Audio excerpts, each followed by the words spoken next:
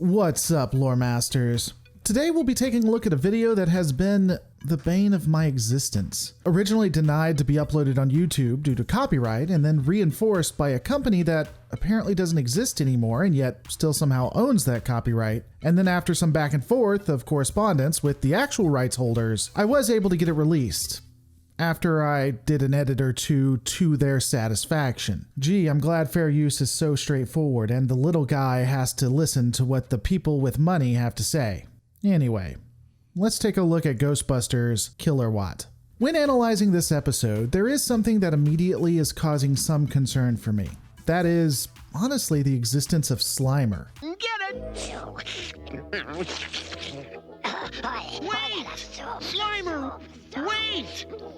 I cannot, for the life of me, remember Slimer being so annoying as a kid when I watched these episodes. But annoying Slimer is, and will be throughout this episode. All he does is eat, make slime jokes, and barely assists. And because of that, I'm probably not going to bring him up again. Additionally, for this episode, I do find quite a few issues and logical problems, but let me say this. The music is absolutely rocking for it. It is used to the absolute max, so any problems I bring here, just know that it's not as bad when you have the music behind it. The episode starts out with rolling blackouts and brownouts occurring through the city. Unlike California, this isn't exactly a feature of where they live and is extremely odd. We even see a worker who is doing his business and... Uh-oh. No! Well, now he's dead. Okay, he's not really dead, but it does show that something crazy is afoot. After these weird events, it does cut to the Ghostbusters who are eating, whether it's breakfast, lunch, or dinner, I'm not sure, but thankfully it's very short. They continue going through until, wait for it, Roll 'em! What have we got, Janine? Direct orders from His Honor, the Mayor. they are given a call to save the day. After Janine flirts with Egon, which... Oh, Egon! Mwah. Take care. That's interesting, I guess. They arrive to a big building of business. The heroes do ultimately power up their proton packs, and the group makes their way into the building, and... Wait, I didn't know Egon had a lazy eye. Huh. Anyway, the Battle of the Big Mall is not the best showing for the Ghostbusters. The ghosts are using electricity to animate machines, which can be pretty terrifying, but the Ghostbusters never really used their proton packs until the very end, even though they had a lot of chances to do so. I guess you could say they're terrified, but aren't these guys professionals? Haven't they done this before? They're too busy making jokes to do their jobs. Ultimately, the Destroyer of Ghosts use their weapons and begin to fight back. This may surprise you guys, but the ghosts are easily dispatched once they start using their proton packs. One thing I do want to point out here, though.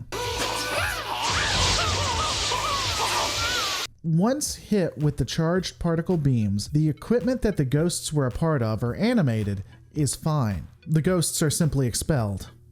We'll come back to that. Anyway, after popping Slimer, thinking that he was one of the bad guys, which he deserved it. Sorry, I said I wouldn't bring him back up, but I really did enjoy that part. The Ghostbusters, now heroes, walk out of the building and, in what is a jab at market capitalism, declare everyone can return to shopping.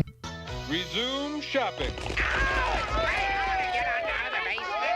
Our group returns back to base, but they really aren't out of the woods. The brownouts and blackouts are still occurring, which is a problem when you created a large prison for ghosts that runs on power. Which, I guess, makes a lot of sense on why the government was probably right to try and shut them down. Before we continue, I do want to take a moment to say how awesome it was that they added an echo effect with all of the characters.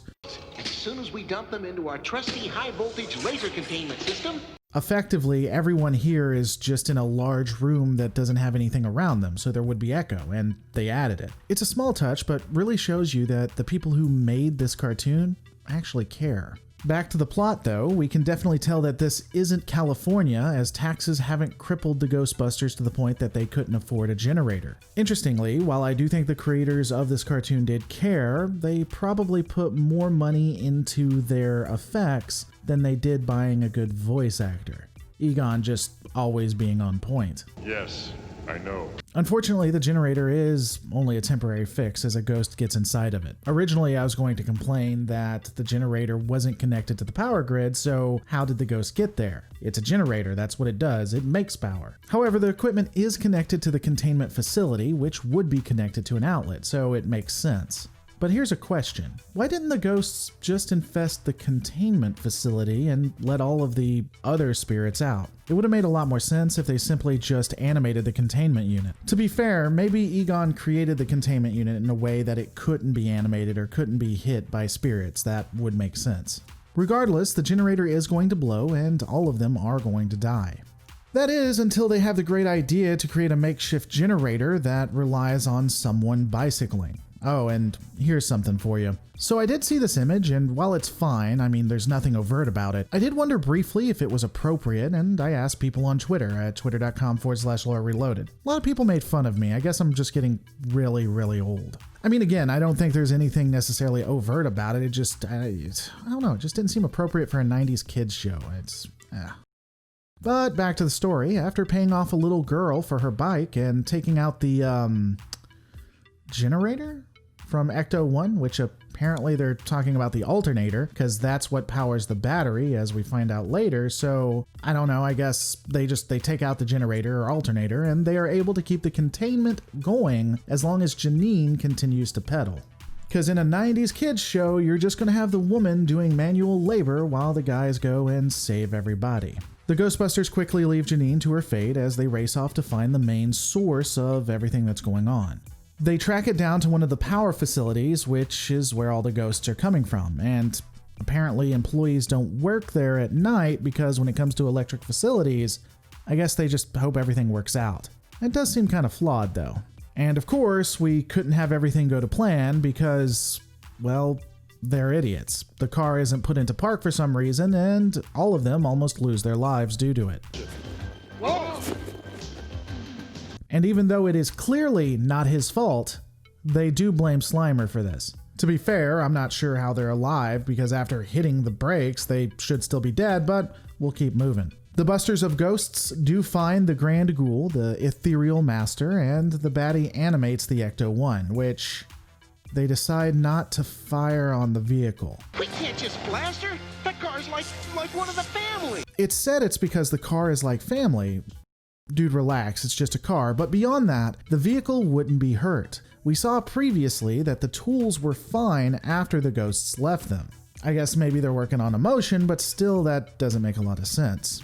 The guys do make a run for it, and we can now see why employees don't work here at night. It's literally the most dangerous place on Earth. Though to be fair, I'd still choose to live in this electrical hell than I would California. After multiple points where the Ethereal Master could kill every single one of them, he chooses not to and decides to congregate them together. He does this so he can tell them that he's powered by electricity and then kill them.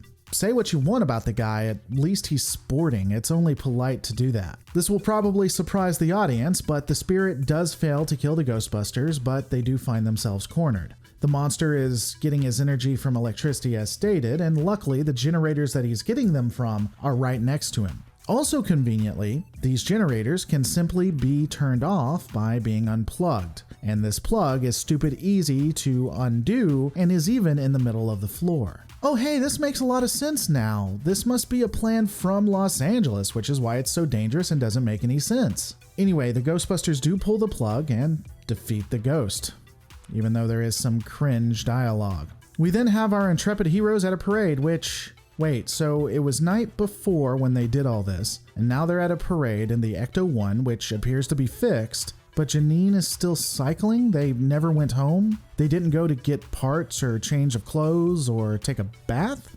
What? Also, Janine didn't notice the lights come back on? I mean, okay. I guess you can say that that woman has some stamina and some really rockin' leg muscles, so lucky Egon, I suppose.